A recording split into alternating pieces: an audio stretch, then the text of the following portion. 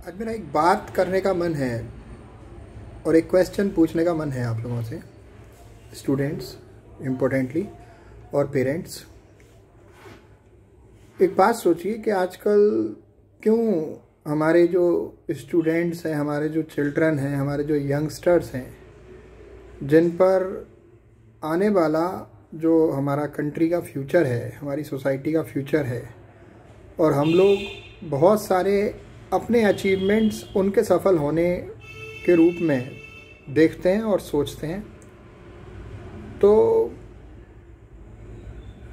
ये स्टूडेंट्स क्या इनका बिहेवियर बिल्कुल अप टू मार्क है या इसमें कुछ मॉडिफिकेशन की ज़रूरत है या कोई तरीका ऐसा निकालना चाहिए? ये मैं इस बेस पे कह रहा हूँ कि मैं आजकल कॉलेज में स्टूडेंट्स को पढ़ा रहा हूँ, डील कर रहा हूँ, और क्लासेस, अदर क्लासेस वगैरह में भी मैं ट्रेनिंग देता हूँ, डील कर रहा हूँ। तो अचानक एक जो बिहेवियर है उसमें एक अलग रिफ्लेक्शन है। लाइक तुरंत वो एक्साइटेड हो जाते हैं, बहुत जल्दी किसी चीज़ को लेके एग्रेसिव हो जाते हैं, बहुत जल्दी, या फिर टेम्पर लूज़ कर लेते हैं, या फिर बहुत जल्दी वो जो है दुखी भी हो जाते हैं। तो ये जो ऑल ऑफ सडन होने वाले चेंजेस हैं उनके बिहेवियर में, क्या ये ठीक है? मुझे तो ये पजल करता है।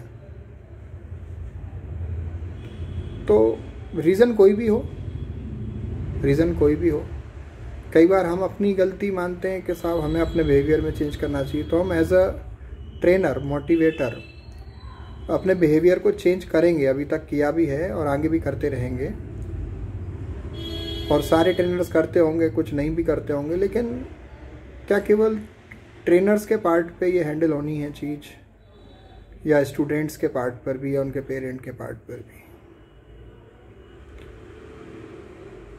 मतलब they are normal, they are having everything equipped from nature, they are having 2 hands, they are having 2 legs, eyes, body, mind, everything working, right? But still they are representing a behavior that they are lacking in something. बहुत सारे excuses होते हैं उनके पास, बहुत सारे, number of excuses काम को नहीं करने के। तो ये एक्सक्यूजेस उनको आगे ले जाएंगे या पीछे ले जाएंगे, समझ नहीं आता।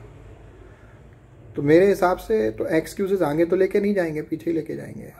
तो उनके पास रीज़न काम को नहीं करने के नहीं होने चाहिए, रीज़न काम के करने के ढूंढने पड़ेंगे, तब काम होगा।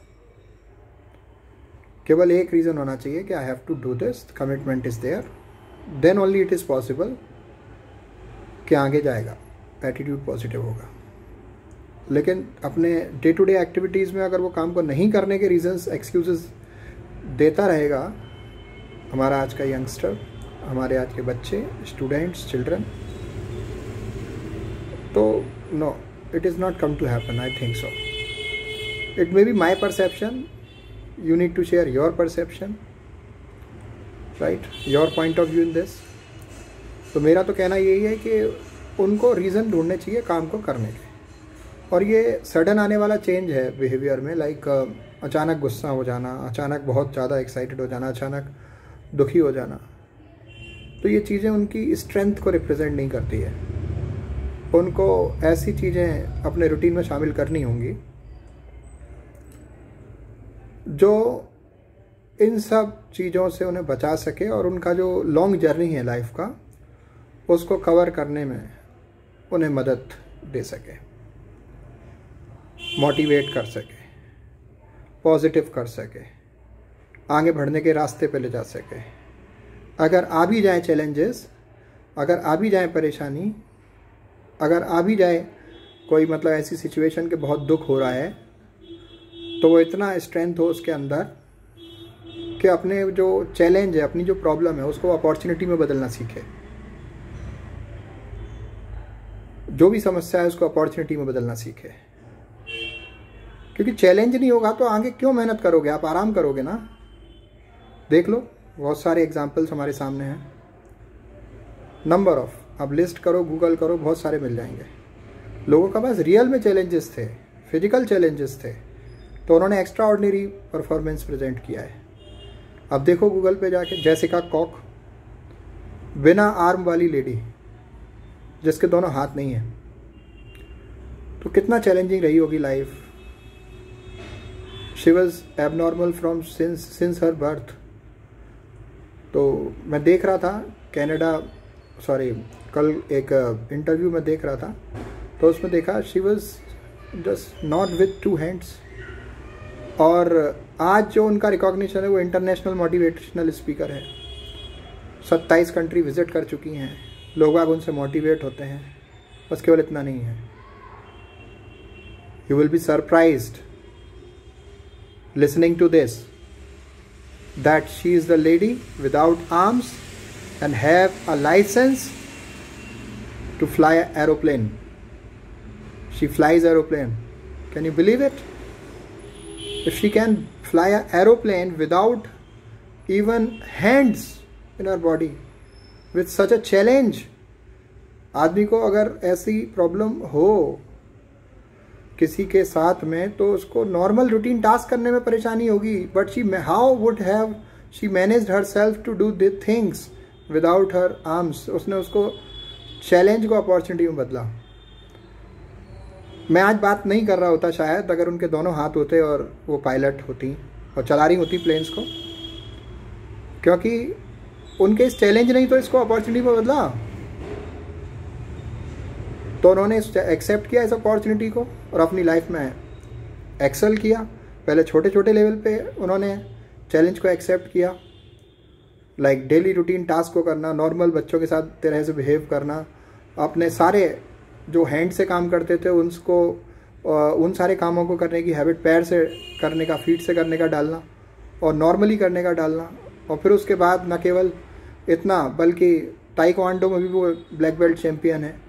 तो उन्होंने अपने इंस्ट्रक्टर को कैसे मनाया होगा, समझाया होगा कि वो इस चीज़ को मैनेज कर सकती हैं, और एरोप्लेन इंस्ट्रक्टर ने कैसे रिस्क लिया होगा कि भाई प्लेन उनको अलाउ किया जाए। तो इसके लिए उन्होंने कितना अपना एकम्प्लिशमेंट प्रूव किया होगा, कमिटमेंट प्रूव किया होगा, ये भरोसा उनको दिलाया होगा कि वो कर सकती हैं। तो आप जाकर देखिए, इन चीज़ों से सीखने को मिलता है। आज बच्चे नॉर्मल हैं, सब कुछ ठीक ठाक है, but they are feeling themselves incapable. Disability does not mean to inability of something, right? Disable है उसका मतलब inability नहीं होती, वो काम करने के कारण आपको ढूंढने पड़ेंगे, तभी आप एक्सेल कर पाएंगे। तो simply what I want to say to conclude, बच्चे अपने रूटीन में कुछ ऐसी चीज़ें शामिल करें, यंगस्टर्स अपने रूटीन में कुछ ऐसी चीज़ें शामिल करें कि बहुत जल्दी वो एग्रेशन में ना आए, बहुत जल्दी वो एग्रेसिव ना हो चीज़ों को लेकर, या बहुत जल्दी खुश ना हो जाएं, एक्साइटेड ना हो जाएं और जल्दबाजी में लिया हुआ डिसीजन नुकसानदायक होता है, इससे वो बचें। और बहुत जल्दी किसी चीज़ से बहुत ज़्यादा अटैच्ड हो जाएं जिसकी वजह से बहुत ज़्यादा दुखी जल्दी ना हो। तो अपने रूटीन में वर्कआउट को, मेडिटेशन को प्रायोरिटी दीजिए, अपना बेस्ट परफॉर्मेंस दीजिए और काम करने के कारण ढूंढिए, नहीं करने के रीजंस नहीं। और अपने एफर्ट्स देने के बाद में रिजल्ट ऊपर वाले पे छोड़िए। Thank you so much. This is doctor Ashwini Sharma signing out until we meet again. Thank you.